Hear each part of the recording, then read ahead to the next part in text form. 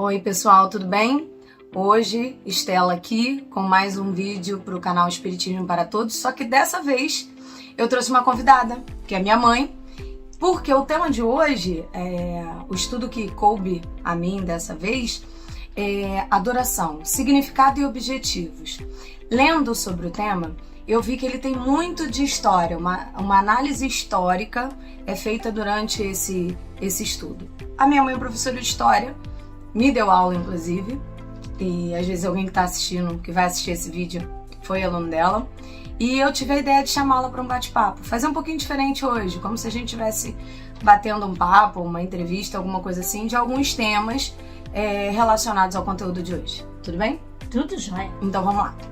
Fiz um resuminho aqui para nortear o nosso bate-papo, de vez em quando a minha mãe vai contribuindo com o saber dela para enriquecer o nosso vídeo. Combinado? Bom, adoração significa ato ou efeito de adorar, intimamente relacionado à palavra veneração, culto que se rende a alguém ou algo considerado divindade. E aí, quando a gente está falando em divindade aqui, a gente está trazendo, né, características que ultrapassam o humano, né? Então, o ser humano em toda a história, né, mãe, ele teve isso de cultuar alguém ou algo, mas me corrige se eu estiver errada. Adorar, cultuar, mas sempre querendo algo em troca, né? Toma lá, dá cá. Sim, querendo... Buscando sempre uma recompensa. Uma realização de desejos. Isso. Perfeito. Os espíritos superiores, eles afirmam que a adoração consiste na elevação do pensamento a Deus. Deste, pela adoração, aproxima o homem em sua alma. Então, esse sentido de adoração é no sentido de render culto, né? Glorificar, né? No sentido de reconhecer, de buscar força, coragem, isso que os espíritos superiores nos ensinam que é a verdadeira adoração. Proteção. Sim, perfeito. A adoração está na lei natural, pois resulta de um sentimento inato no homem. Só que aí, me permite um adendo aqui, no sentido, a adoração está na lei natural, mas a verdadeira adoração, a adoração no sentido de render culto a alguém, não nessa satisfação de desejos, não, né? A palavra Deus, aí agora é com a senhora, mãe, tinha entre os antigos acepção bem ampla. Não era uma personificação do Senhor da natureza como a gente tem hoje. Era uma qualificação genérica que se dava a todo ser existente fora das condições da humanidade. Então, se eu entendi certo, vários deuses existiam? Em algumas sociedades existiam vários deuses e, às vezes, ele cultuava toda uma floresta, por exemplo, todos os grupos que vieram antes deles, entendeu? Então, assim, Deus Sol... Deus Sol, Deus Lua... Bem amplo, né? Bem amplo. Vários deuses. Vários deuses. Aí o estudo traz um comentário sobre a evolução do homem. Então ele diz o seguinte: como o homem ele evolui intelectual e moralmente, ele também aperfeiçoou a concepção de Deus. Isso. Né? E também, conjunto a isso, ele aperfeiçoou a sua forma de adorar a Deus, né? Porque como é que era essa adoração nos grupos, nos povos primitivos? Era mais no sentido de troca. Entendi. Eu dou, mas eu peço, eu quero de volta. Mas dá o quê? Eu dou o meu sentimento, eu dou a minha palavra. Mas coisas materiais glorificando. também, por exemplo, frutas, Também, sacrifícios. Mais sacrifícios. Então, eles tinham uma visão quase humana do Deus. Era, Né? completamente. Sim, diferente de hoje. Diferente, completamente. O homem, ele adorava Deus, mas ele sentia que podia até pecar em Deus. Entendi. Características humanas. Humanas. Sim. Por isso ele fala que era uma qualificação genérica que se dava a todo ser fora das condições da humanidade, mas no sentido assim, com algo além. Ele dava características humanas a esse ser, a esse Deus que ele chamava, mas assim, no sentido que ele era um Deus porque ele tinha algo além. Mais perfeito. Entendi, tá. Aí podemos então acompanhar a transformação histórica da ideia de Deus. ele fala em dois termos que eu lembrei das suas aulas. Politeísta e monoteísta, não é isso? Aí ele fala assim: podemos então acompanhar a transformação histórica da ideia de Deus ocorrida na nossa humanidade, partindo das ideias politeístas até o monoteísmo. O que são ideias politeístas? Ideias politeístas era a crença em vários deuses. Vários, muitos, né? Deuses. Okay. Monoteísmo, um único Deus. Perfeito. Embora, aí ele continua, ainda presos às manifestações de culto exterior. Mesmo um único Deus, os ainda povos... precisava do altar, da presença. Em algumas concepções religiosas hoje a gente ainda vê isso. Com certeza. Né? Essa visão ritualística. Isso. E a gente não critica. Não é um julgamento, né? Não é uma... Era a maneira como eles achavam que estavam cultuando. E algumas denominações religiosas hoje ainda trazem esse ritual de culto, né? Assim, a personificação, altares, figuras, né? Às vezes mandalas, como é que fala aquilo para dar sorte? Me fugiu a palavra agora. Mas algo que personifique e que talvez fortaleça aquele momento de adoração, né? Aquele momento de culto, né? Eles achavam que com essas figuras de adoração, o Deus se sentiria mais prestigiado. Mais prestigiado. Perfeito. Com o cristianismo, que aí vem o cristianismo, o advento do cristianismo, né? Com o cristianismo não se buscou destruir algo que está na natureza. O que é esse algo que ele diz que está na natureza? É a lei de adoração. Porque ele lá em cima falou que a adoração está na lei natural. Então o cristianismo, essa crença em um Deus único, né? Ele não busca destruir algo que está na natureza, mas orientar a adoração para aquele a quem é devida, né? Aí eu acho que ele vai fazendo essa unificação, porque o Deus Sol, Deus a Lua, não sei, né? Como era naquela época, tudo vinculada ao Deus que nós conhecemos hoje. Né? Então, eram ainda... Como é que eu vou dizer? Eram ramificações de um mesmo Deus, né? Então, assim... Personificação de cada um. Perfeito. Ainda nos encontramos longe de adorar Deus em espírito e verdade. E aí você, fazendo essa análise histórica, mas também estudiosa do espiritismo que você é, o que você entende disso daqui? Ainda nos encontramos longe de adorar Deus em espírito e verdade. Porque nós adoramos sempre pedindo. A gente sempre quer alguma coisa. Ah, meu Deus, me ajuda a conseguir passar na prova. Ah, meu Deus, me ajuda a conseguir um carro novo. Entendeu? A gente sempre está pedindo. Mas você acha errado pedir? Não, eu não acho errado pedir. Mas eu acho que a pessoa tem que saber a medida dessa coisa. Eu acho até que a gente está entrando no tema de uma outra aula, que é a prece, né? Mas assim, a prece, ela tem sim o caráter de pedir, mas também de louvar, de agradecer. Exato. Então acho que quando ele diz aqui, ainda nos encontramos longe de adorar Deus em espírito e verdade. É nesse sentido, né? De não só pedir. Não só... Ainda tem muito dessa troca, né, mãe? Como a gente pede, né? E como a gente lembra de pedir quando tá precisando, né? Uma coisa engraçada mais vale. Você dá uma topada, ai meu Deus, né? Como se Deus tivesse ajudado você a topar. E aí no Evangelho, se não estou enganado, o capítulo é Bem-aventurados aflitos, ele fala das causas atuais das aflições. Porque o espírita, ele tem mania de dizer, não, eu tô passando por isso porque foi de outra vida. Eu tô pagando... Na outra vida eu fiz muito Exato. mal. E você... É uma causa bem de agora, né? Às vezes não tem nada de outra vida, né? Nada de outra bem vida. de agora. E aí a gente... É do ser humano, né? Meio que tirar a nossa responsabilidade. Eu jogo a culpa em outro. Exato. Em algo... Porque é aquele negócio, a gente não lembra, né? Então você diz, não, era em outro momento, era outra momento da minha evolução, hoje eu já tô mais evoluído, e corta para algo que tá acontecendo agora, né? Não tem nada a ver de outra vida. Aí vem uma passagem aqui que eu vou pedir licença para ler, que é um trecho de Emmanuel.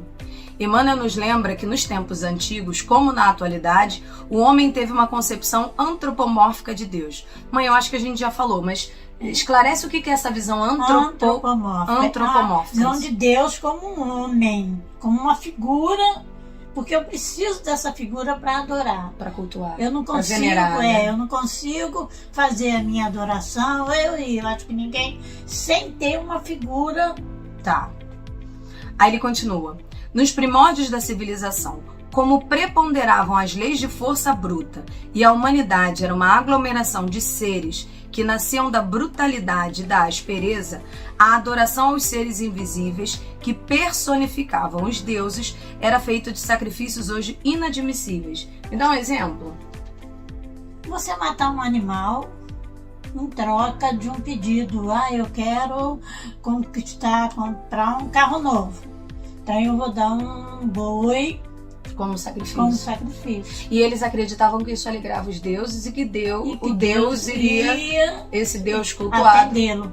E aí você vê como que a gente está dando a um Deus uma característica humana, não física, mas assim, de mesquinho. De só atende isso, de só atende se você receber algo, né? Isso é o nosso. Que hoje ainda faz muito isso. Ai, meu Deus. Eu acho que a gente, quando vai na igreja, quando senta para orar, ai meu Deus, eu preciso tanto daquele carro novo, me ajuda, meu Deus, eu prometo não fazer mais isso, eu prometo não brigar mais com a Estela. É uma troca que eu tô querendo fazer, barganha. Barganha, perfeito. A gente ainda tem muito isso, que eu acho que ainda tá atrelada à nossa natureza humana, né? E a gente ainda não desenvolveu totalmente. Mas ele colocou essa palavra, sacrifícios hoje inadmissíveis.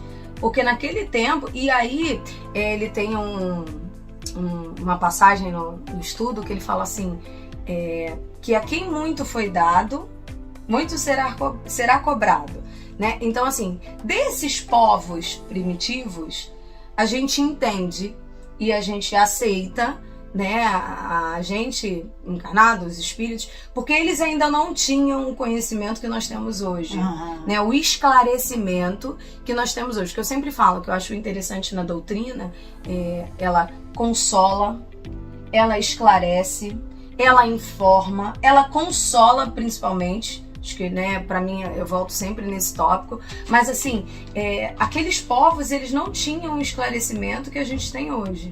Eles eram mais extintos. Perfeito, ele fala isso no estudo, mãe. Porque eu preciso, eu quero, né? Era muito instinto. Na minha natureza ganhar isso, então... Aí ele coloca o seguinte, que se a gente tá andando numa rua e uma pessoa cega esbarra na gente desculpa, né? A gente entende. Agora, se uma pessoa com a visão perfeita esbarra na gente e não se desculpa e segue, enfim, a gente já vai, mas o que houve? E aí ele faz essa comparação a esses povos, que eles não tinham o esclarecimento que a gente tem hoje. Então, eu acho que a gente vai continuar pedindo, a gente vai continuar, né, rendendo em nossas preces ainda alguns pedidos, mas não pode ser só isso. Porque eu sempre digo, é algo que eu trago para a vida, que a gente não pode estabelecer também metas inalcançáveis. Nós não podemos de hoje para amanhã querer sermos perfeitos, nos tornarmos perfeitos. Não vamos. Então a gente tem que começar. Eu não posso dizer, depois desse estudo, a minha prece vai ser só de adoração. Minha adoração vai ser adorar a Deus em espírito e em verdade. Eu ainda tenho muita coisa a ser melhorada. E para que isso seja genuíno e verdadeiro, essa modificação, essa transformação tem que ser aos poucos. Então eu acho que vamos continuar pedindo. Eu tenho mania de fazer a minha oração, mãe, assim. Senhor, né, agradeço, mas fala, olha, tal situação, eu acho que deveria se acontecer dessa forma. Mas que seja feita a tua vontade. Mas se o senhor quer saber qual é a minha... Mas a sua vontade, ela é perfeita. E eu acho que é isso que a gente tem que buscar melhorar e trazer para nossa realidade hoje, para a gente chegar em algum momento da nossa caminhada, porque a nossa caminhada é muito ainda longa, conseguir adorar Deus em espírito e em verdade. A gente não pode querer mudar de um dia para o outro, né? E o que você entende como verdadeira adoração? Como é que seria essa verdadeira adoração para você? Para mim seria quando eu me sinto bem, quando eu fiz alguma coisa de bom. Que eu me sinto bem quando eu consegui ajudar alguma coisa, até o meu inimigo, né? Entre aspas. Quando eu faço alguma coisa, quando eu faço uma oração por alguém... Mas ela vem da onde? Ela vem do coração. Isso, é isso aí. Ela tem que vir do coração. Porque quando eu tô pedindo por esse inimigo, que é inimigo aqui? É uma pessoa que talvez a gente não tenha não tenha batido, mas eu tenho que pedir mais por ele do que por aquele que eu tô fazendo bem agora, que eu tô vivendo bem. Amar quem nos ama é muito fácil, né? É muito fácil. Mas ele fala exatamente isso no estudo.